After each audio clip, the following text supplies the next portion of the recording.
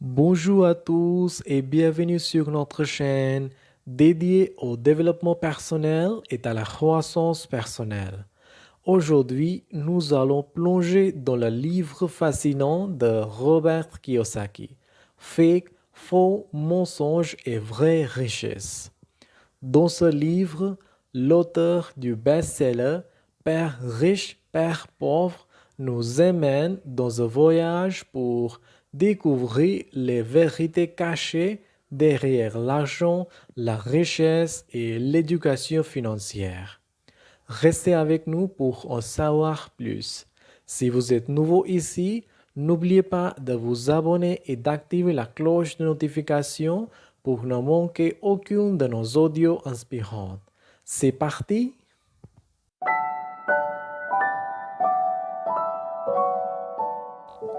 Chapitre 1. L'argent et l'éducation financière.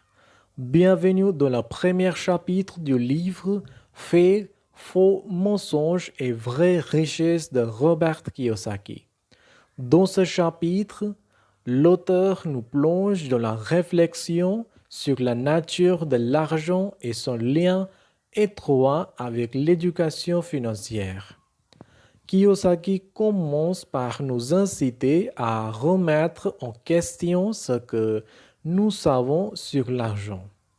Il souligne que la plupart des gens considèrent l'argent sous la forme de billets de banque ou de pièces de monnaie, mais que la réalité est bien plus complexe.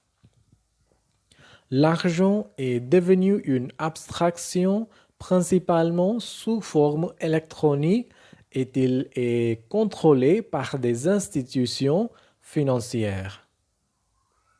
L'auteur nous invite également à réfléchir sur notre éducation financière. Il critique le système éducatif traditionnel qui, selon lui, néglige complètement d'enseigner les compétences financières essentielles. Il soutient que de nombreuses personnes sortent de l'école sans la moindre idée de comment gérer leur argent, investir ou créer des actifs. Kiyosaki explique que notre société a créé un modèle basé sur l'acquisition de diplômes et la recherche d'emplois stables, mais que cela ne garantit pas la sécurité financière. Il met en garde contre le piège de l'endettement excessif pour obtenir une éducation formelle qui peut finir par nous piéger dans un cycle de dette sans fin. En conclusion de ce premier chapitre, l'auteur nous encourage à adopter une approche différente de l'argent et de l'éducation financière. Il suggère que nous devrions chercher activement à développer nos connaissances financières en listant des livres, en suivant des cours et en apprenant des personnes qui ont réussi dans le domaine financier. Ce premier chapitre de Fake pose les bases de la réflexion de Kiyosaki sur la richesse et l'éducation financière. Il nous invite à remettre en question nos croyances sur l'argent et à chercher activement à améliorer notre compréhension financière pour prendre le contrôle de notre avenir financier. Chapitre 2. Les attentes faussement rassurantes. Dans ce chapitre, l'auteur nous amène à réfléchir sur les attentes que la société nous inculque en matière de finances et de carrière.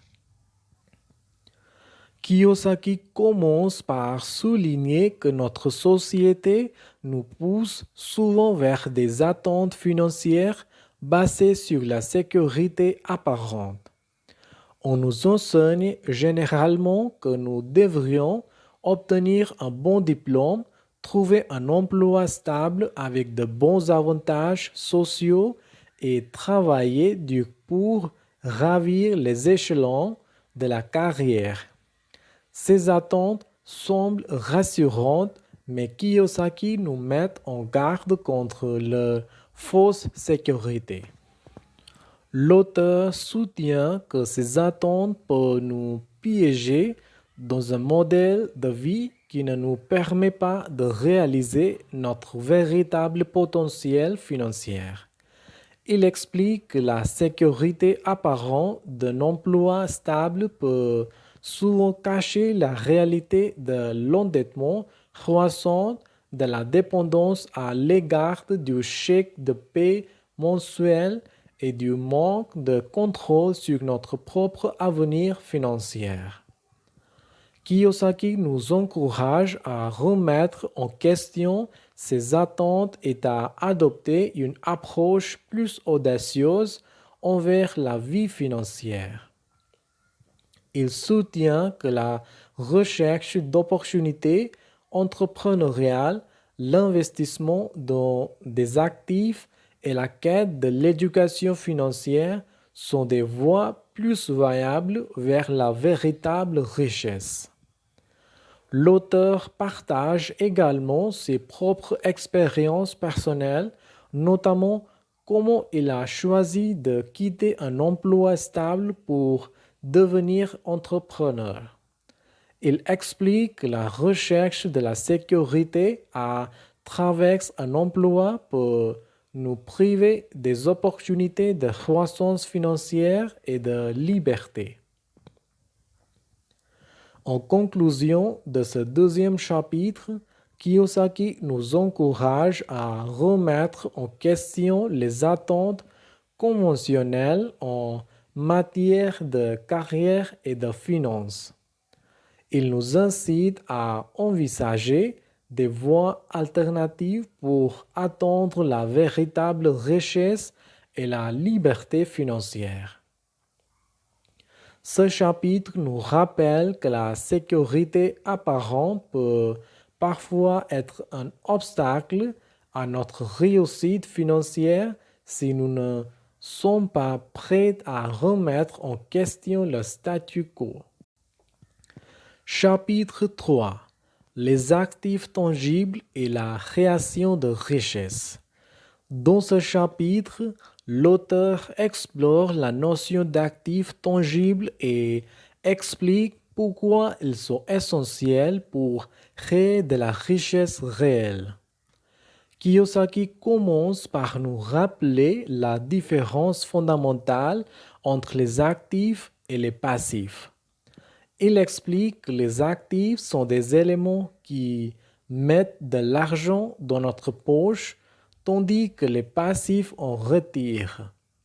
Par exemple, un bien immobilier locatif est un actif car il génère un revenu mensuel, tandis qu'une voiture est une passif car elle exige des dépenses constantes pour l'entretien et le carburant.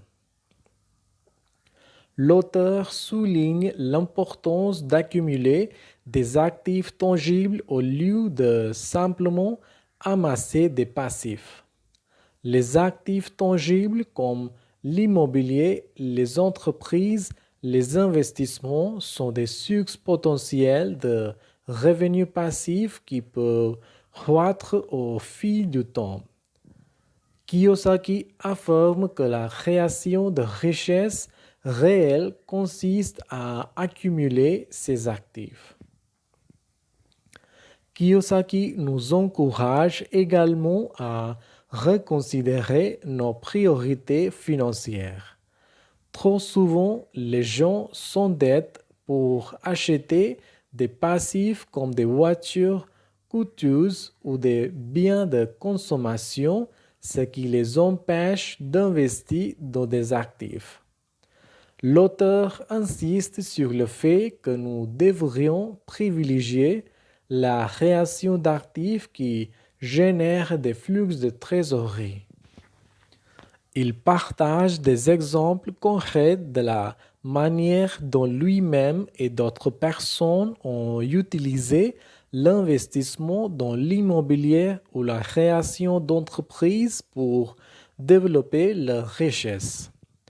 Kiyosaki explique que ces actifs tangibles peuvent fournir une sécurité financière bien plus grande que de simples épargnes ou un emploi stable.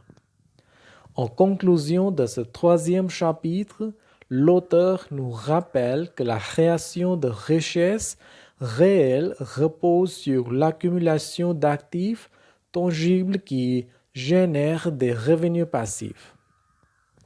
Il nous encourage à réévaluer nos choix financiers et à chercher des moyens d'investir dans des actifs plutôt que de s'enliser dans des passifs. Ce chapitre nous montre que la richesse n'est pas simplement une question d'argent, mais de choix éclairés en matière d'actifs et de passifs. Chapitre 4. L'éducation financière par l'action. Dans ce quatrième chapitre, l'auteur met en lumière l'importance de l'éducation financière par l'action. Kiyosaki commence par rappeler que l'éducation financière ne se limite pas à l'acquisition de connaissances théoriques. Il insiste sur le fait que l'apprentissage pratique est essentiel pour développer de véritables compétences financières.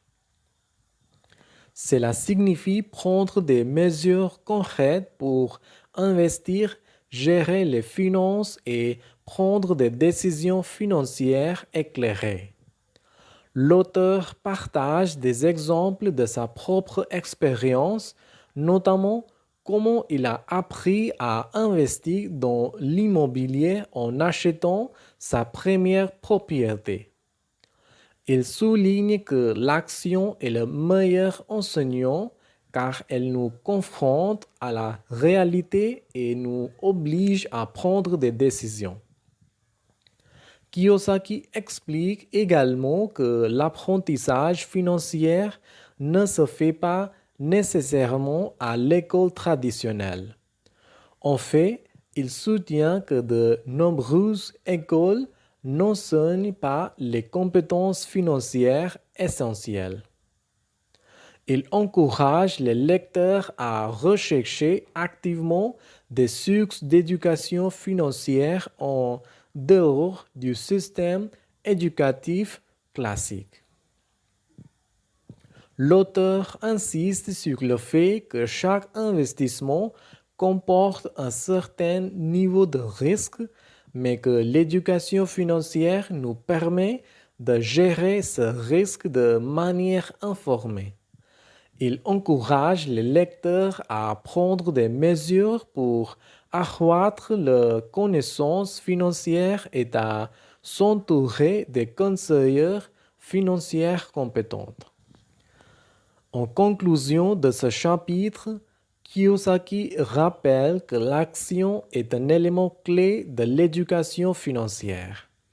Il nous encourage à ne pas avoir peur de commettre des erreurs car c'est souvent par l'action que l'on apprend le mieux. Ce chapitre nous incite à prendre en main notre éducation financière en passant à l'action et en développant des compétences pratiques pour créer de la richesse réelle. Chapitre 5. La piège de la dette. Dans ce chapitre, l'auteur met en lumière le piège de la dette et explique comment il peut entraver la création de richesses.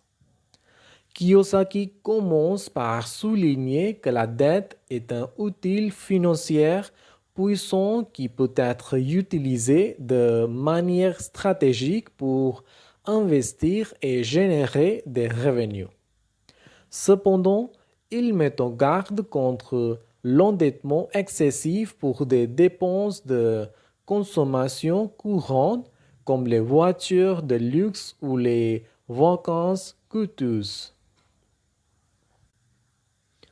L'auteur explique que de nombreuses personnes tombent dans le piège de la dette parce qu'elles sont influencées par la pression sociale et la publicité qui les incitent à vivre au-dessus de leurs moyens. Il souligne que l'accumulation de dettes à des fins non productives peut rapidement devenir un fardeau financier écrasant.